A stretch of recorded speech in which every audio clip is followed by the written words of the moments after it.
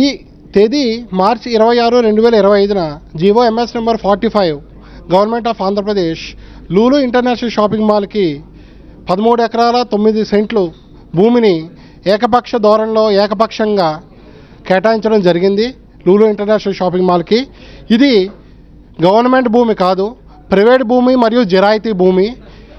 ఈ మీడియా ముందుకు వచ్చి మేము చెప్పడానికి మా తాలూకు ముఖ్య ఉద్దేశం ఏంటంటే, ఈ కూటమి ప్రభుత్వం కూడా ఆక్రమణలకి మరియు అన్యాయాలకి దురాక్రమణలకి పాల్పడుతుందండి. దీని మీద మేము హైకోర్ట్ ఆఫ్ ఆంధ్రప్రదేశ్లో 4 రిట్ పిటిషన్స్ మేము ఫైల్ చేశాము. అవి కోర్టు ముందు పెండింగ్లో ఉన్నాయి. మరియు ఈ జీవో 45 ఇష్యూ చేసిన తర్వాత కూడా మేము ఆ జీవోని హైకోర్టులో ఛాలెంజ్ చేశాము.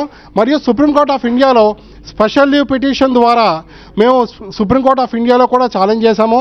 ఇది కోర్టు ముందు హైకోర్ట్ ఆఫ్ ఆంధ్రప్రదేశ్, సుప్రీంకోర్టులో పెండింగ్లో ఉన్నాయి.